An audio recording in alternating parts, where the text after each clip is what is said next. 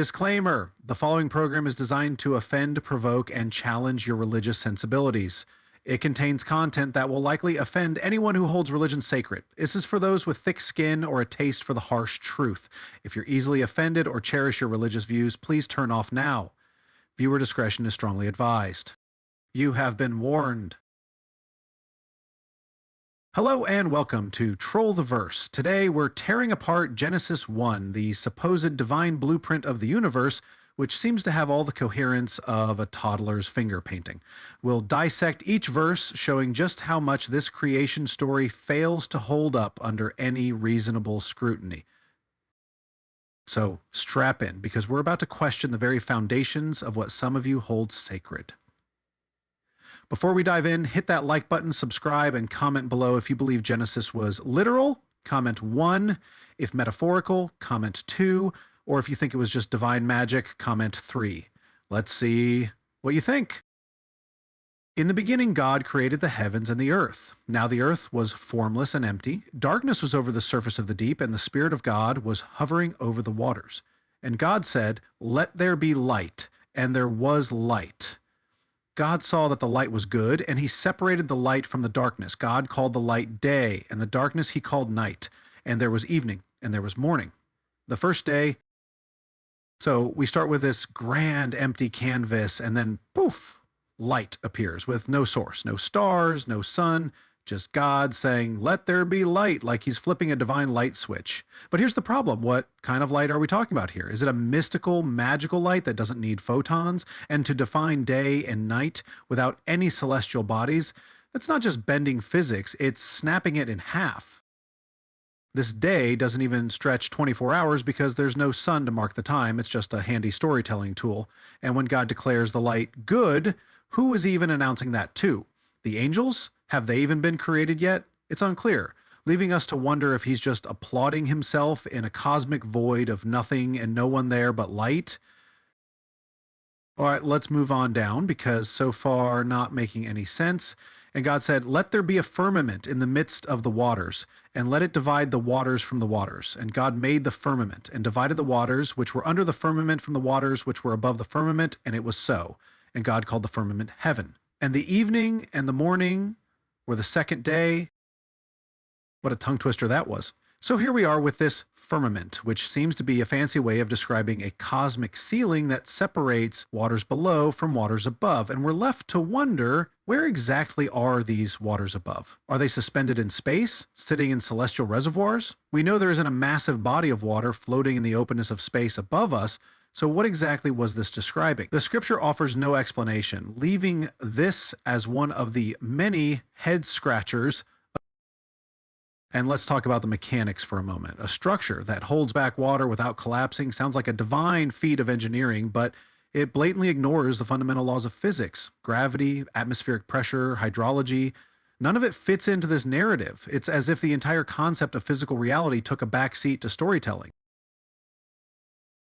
The text then calls this firmament heaven, which raises even more questions. Are we talking about the sky, the atmosphere, a symbolic representation of something greater? The vagueness makes it feel more like a poetic flourish than a coherent description of the universe's construction.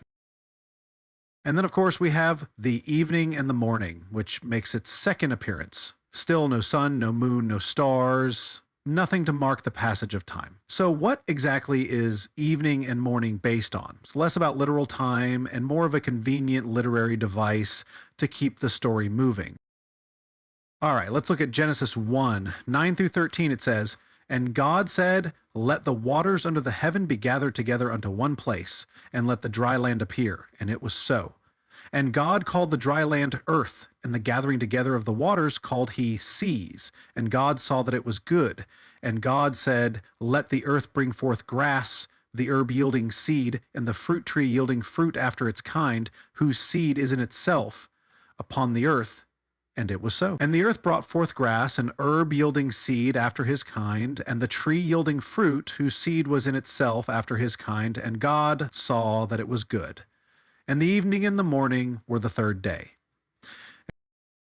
All right, so here we are with day 3, where dry land appears as if by magic. Let the waters be gathered, and boom, Oceans and continents, just like that. No tectonic plates shifting over millions of years, no volcanic activity forming islands, no erosion shaping landscapes. It's all a quick divine snap of the fingers. If only landscaping in real life were this easy.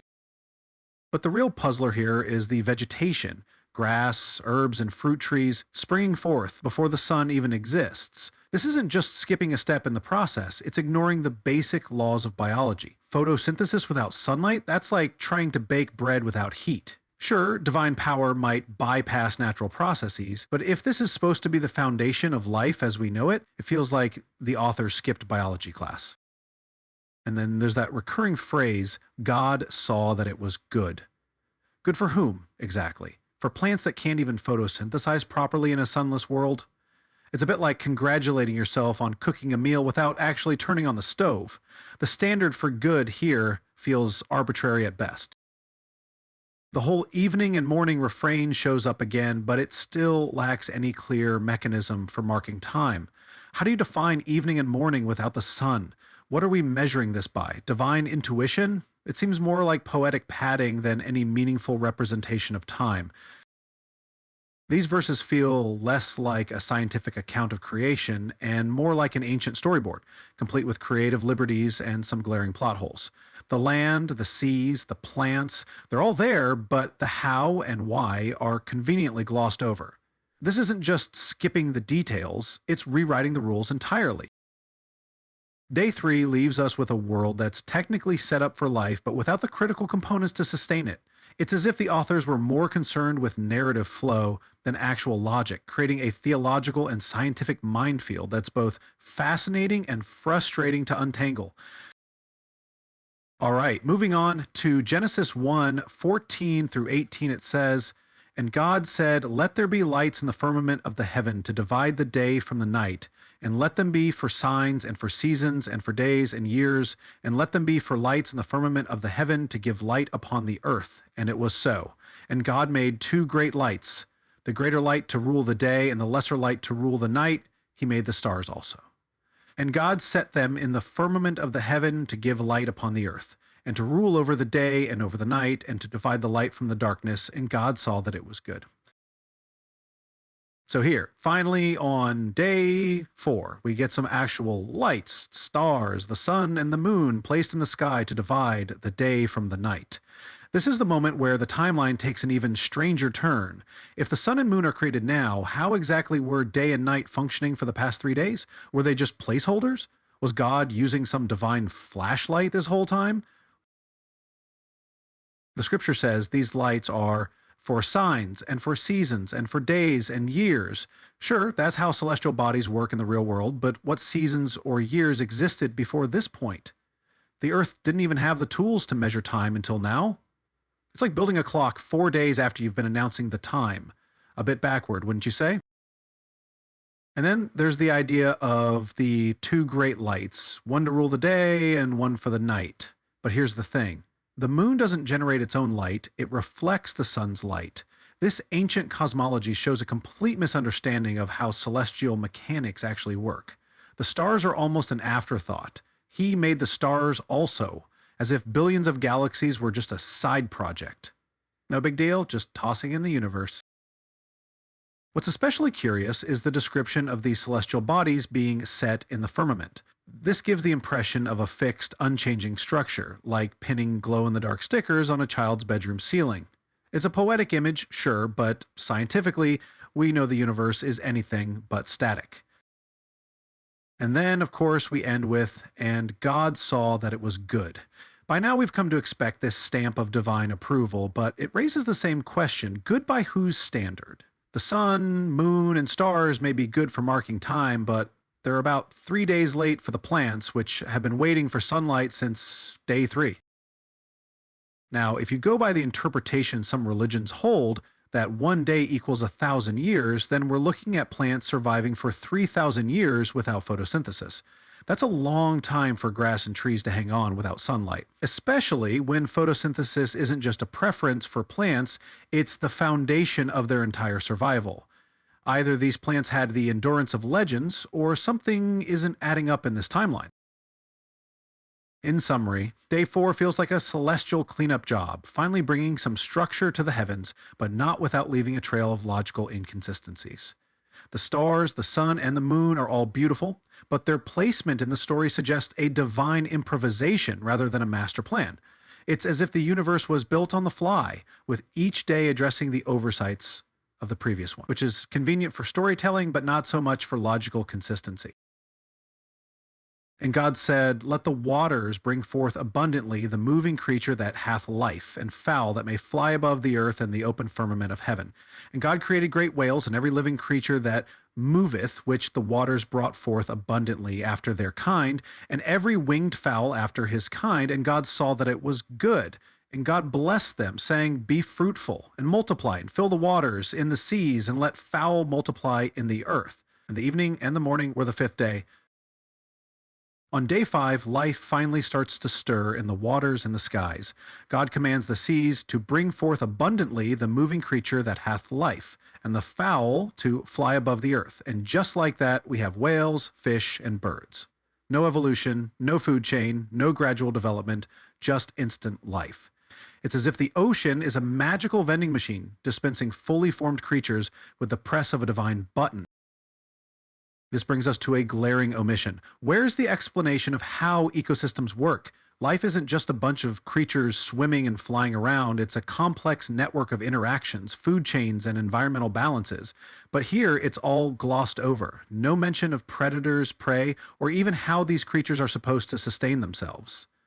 Did whales just fast-track their survival skills, or was that part of the be fruitful and multiply blessing? And while we're at it, where are the dinosaurs? If this is the account of all life being created, wouldn't we expect some mention of the massive creatures that dominated the earth for millions of years? The text jumps straight to whales and birds, skipping an entire chapter of Earth's history as if dinosaurs were some kind of cosmic afterthought. It's like reading a history book with the most exciting parts ripped out. And back to the be fruitful and multiply, this command is given to creatures who have literally just been created. Imagine being born and immediately handed the responsibility of repopulating your species. No time to adjust, no manual, just get out there and start multiplying. It's a divine order that raises the stakes of existence right from the start. Then we have the great whales and the fowl that may fly above the earth in the open firmament of heaven. Here's where things get a bit tricky. The Bible suggests that the waters themselves brought forth these creatures, which sounds poetic, but doesn't align with what we know about the origins of life. Marine creatures didn't simply appear out of the water by command, and birds didn't just manifest in the sky. Evolutionary biology gives us a much more intricate and lengthy story of how life diversified. And of course, we hear once again that God saw that it was good.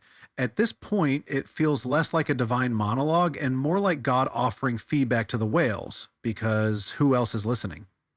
Were these creatures assessed on their ability to survive, adapt, or contribute to a balanced ecosystem? Or was it just a quick glance and a, yep, that'll do? And again, if you subscribe to the 1 day equals 1,000 years interpretation, this raises even more questions. How did these ecosystems remain functional for 1,000 years without the creatures that come later on day 6 to balance the food chain? Without land animals to interact with these ecosystems, wouldn't they collapse?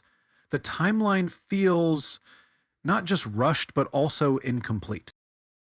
And of course, the evening and the morning refrain makes another appearance. At this point, it's less of a time marker and more of a rhetorical device to wrap up the day's events. What's missing, though, is any sense of how this fits into a coherent timeline. Day 5 gives us the waters teeming with life and the skies filled with birds, but it leaves us with more questions than answers about the mechanics of creation. In summary, Day 5 presents an explosion of life that's visually stunning, but biologically and ecologically puzzling. It's creation by decree, where complexity is skipped in favor of instant results. While it's a poetic vision of life's beginnings, it's another instance where the narrative prioritizes divine spectacle over scientific plausibility. All right, day 6 is a whopper of text, but we're going to read it because it only seems fair to the scripture. And God said, "Let the earth bring forth a living creature after his kind, cattle and creeping thing and beast of the earth after his kind." And it was so. And God made the beast of the earth after his kind, and cattle after their kind, and everything that creepeth upon the earth after his kind. And God saw that it was good. And God said, "Let us make man in our image, after our likeness, and let them have dominion over the fish of the sea, and over the fowl of the air, and over the cattle, and over all the earth, and over every creeping thing that creepeth upon the earth." So God created man in his own image. In the image of God created he him. Male and female created he them. And God blessed them, and God said unto them, "Be fruitful, and multiply, and replenish the earth, and subdue it, and have dominion over the fish of the sea, and over the fowl of the air, and over every living thing that moveth upon the earth." And God said, "Behold, I have given you every herb-bearing seed which is upon the face of all the earth, and every tree which is the fruit of a tree yielding seed. To you it shall be for meat, and to every beast of the earth, and to every fowl of the air, and to everything that creepeth upon the earth, wherein there is life, I have given every green herb for meat." And it was so. And God saw everything that he had made, and behold, it was very good. And the evening and the morning were the 6th day. So that was a lot. Wow. Anyway, day 6 here is where everything really ramps up. We've got beasts, cattle, creepy crawlies, and finally, humanity, all appearing within a single day. Talk about a packed schedule. God says, "Let the earth bring forth the living creature," and suddenly we've got a fully stocked ecosystem. Cattle, predators, insects, everything just poofing into existence, perfectly suited to their environment with no explanation for how they're supposed to maintain this delicate balance. It's like fast-tracking a nature documentary without explaining how the food chain works. And then there's humanity, created in our image. Who's the our? Is this God talking to the angels, the heavenly host, or some kind of divine council? The text doesn't clarify, but it does leave room for some interesting speculation. Does this mean physical resemblance, spiritual likeness, or is this just a poetic way of saying you're special, don't screw it up? Either way, the dominion mandate, subdue the earth and have dominion over every living thing, is like handing the keys to the Ferrari of creation to beings who haven't even existed for a full day yet. No training, no instructions, just, here you go, it's all yours. And then there's the diet plan. Every herb-bearing seed and fruit-bearing tree is given to humans for food, while animals are supposed to eat every green herb. So, everyone's a vegetarian? Even lions and wolves? That must have been one awkward transition when the carnivores figured out that grass wasn't cutting it anymore. Either this was meant to describe some utopian era of plant-based harmony, or the authors never actually observed animal behavior in the wild. God also takes a moment to bless humanity, telling them to be fruitful and multiply. A nice sentiment, sure, but the sheer logistical challenge of 2 humans repopulating an entire planet is staggering. No infrastructure, no tools, no manual, just a divine nudge. And a lot of faith in human ingenuity. And let's not forget the unavoidable elephant in the room, a whole lot of incest. If Adam and Eve are the starting point, their children would have to, well, let's just say it's a family tree with very few branches. Apparently, genetic diversity wasn't high on the priority list for Creation Week. And let's not overlook the closing statement. God saw everything that he had made, and behold, it was very good. Not just good this time, very good. It's the ultimate pat on the back moment, wrapping up Creation Week with a flourish. But once again, who's this declaration for? Humanity, who just got here? The animals? Or is it God simply admiring his work? Finally, we're left with the refrain. And the evening and the morning were the 6th day. By this point, the poetic rhythm feels more like a way to close each act of the story than a meaningful measure of time. And yet, the scale of day 6, creating an entire planet's worth of land animals and humanity, feels far too grand to cram into a literal 24 hours. Even the day equals 1,000 years interpretation leaves us scratching our heads about the practicality of this timeline. Day 6 is the climactic finale of Genesis 1, but it's also the most chaotic. It tries to wrap up the narrative with a flourish, but the lack of detail, the biological inconsistencies, and the divine declarations of goodness leave us, as always, with more questions than answers.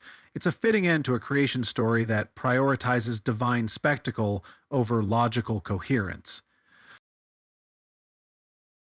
And there you have it, a creation narrative that's as consistent as a hastily written fairy tale. If this analysis has you rethinking your faith or planning your next philosophical debate at your church visit, that's what we're here for.